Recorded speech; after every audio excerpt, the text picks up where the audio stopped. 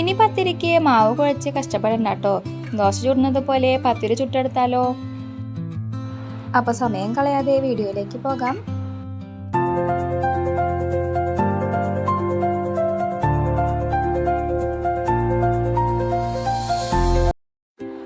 പത്തിരി ഉണ്ടാക്കുന്നതിനായി ഞാനിവിടെ ഒരു 10-12 അല്ലി ചുവന്നുള്ളി നല്ല നൈസായി അരിഞ്ഞെടുത്തിട്ടുണ്ട്.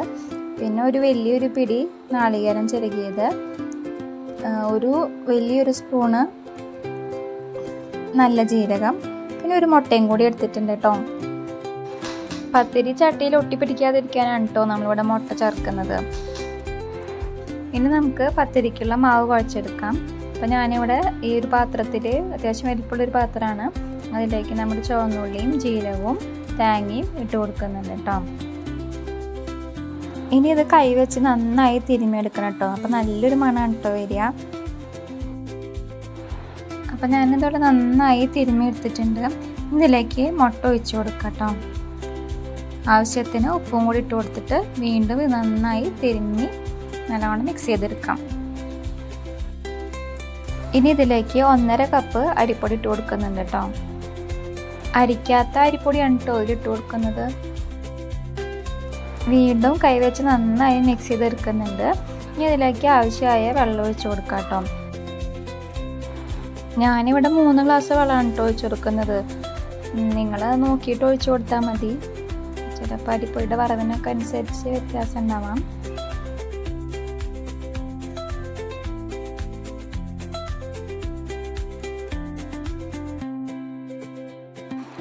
നന്നായി മിക്സ് ചെയ്തെടുക്കാം കേട്ടോ. ഈ സമയം ഉപ്പ് കുറവാണെങ്കിൽ ഉപ്പൊക്കെ നമുക്ക് ആഡ് ചെയ്ത് കൊടുക്കാം. അങ്ങനെ ഈ ഒരു പരുവത്തിലുള്ള ബാറ്ററാക്കി എടുത്തിട്ടുണ്ട് കേട്ടോ. ഇതിന് ഒരു 10 മിനിറ്റ് ഒന്ന് മാറ്റി വയ്ക്കാം കേട്ടോ. ഉച്ച കഴിഞ്ഞ് വെള്ളം മുകളിൽ വന്നിട്ട് അരിപ്പൊടിയൊക്കെ അടിയിൽ ഊറി നിൽക്കും. അപ്പം നമ്മളെപ്പോഴും പത്തിരി ഉണ്ടാക്കുമ്പോൾ നന്നായി ഇളക്കിയിട്ട് വേണം പാനിലേക്ക് ഒഴിച്ചു കൊടുക്കാൻ വേണ്ടിയിട്ട് കേട്ടോ. ഇത് കണ്ടോ, വെള്ളമൊക്കെ മുകളിൽ ഇങ്ങനെ ഊറി നിൽക്കുകയാണ്. നന്നായി ഇളക്കിയിട്ട് വേണം പാനിലേക്ക് ഒഴിക്കാനായിട്ട്. പിന്നെ പാനിലേക്ക് ഒഴിക്കുമ്പോൾ പ്രത്യേകം ശ്രദ്ധിക്കണം, ഹൈ ഫ്ലെയിമിൽ വെച്ച് പാൻ നന്നായി ചൂടായതിനു ശേഷം മാത്രമേ ഇത് ഒഴിച്ചു കൊടുക്കാൻ പാടുള്ളൂ, അല്ലെങ്കിൽ നമ്മൾ മറിച്ചിടുമ്പോൾ പൊട്ടിപ്പോവും. അപ്പോൾ ഇതൊരു 10 മിനിറ്റ് ശേഷം ഞാനിത് എടുത്ത് നോക്കിയപ്പോൾ ഇതൊന്നും കൂടി ഒന്ന് കട്ട് ചെയ്ത് വന്നിട്ട്, നേരത്തേക്കാളും കുറച്ചും കൂടി കട്ട് ചെയ്ത് വന്നിട്ടുണ്ട് കേട്ടോ മാവ്. കണ്ടോ, ഇനി നമുക്കിത് ചുട്ടെടുക്കാം. അപ്പം ഞാനിവിടെ പാൻ ചൂടാക്കാൻ വെച്ചിട്ടുണ്ട്. പാൻ നന്നായി ചൂടായി വന്നിട്ടുണ്ട്. ഇനി നമുക്കത് ഒഴിച്ചു കൊടുക്കാം. കനം കുറച്ചിട്ടോ കനം കൂട്ടിയിട്ടോ എങ്ങനെ നിങ്ങൾക്ക് ഇഷ്ടം വെച്ചാൽ അതുപോലെ പരത്തിയെടുക്കാം കേട്ടോ.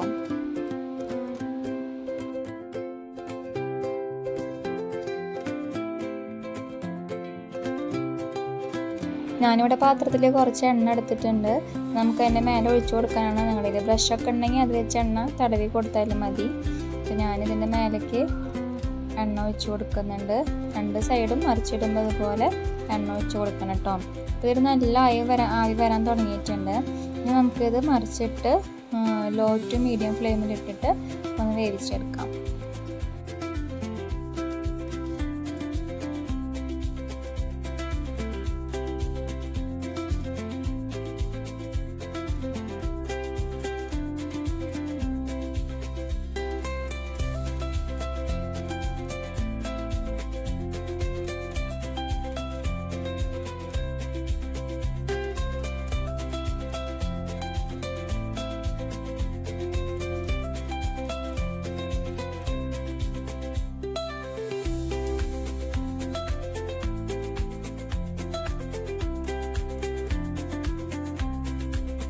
ഇപ്പോൾ ഇതായി വന്നിട്ടുണ്ട്. ഇനി നമുക്ക് പ്ലേറ്റിലേക്ക് മാറ്റാം.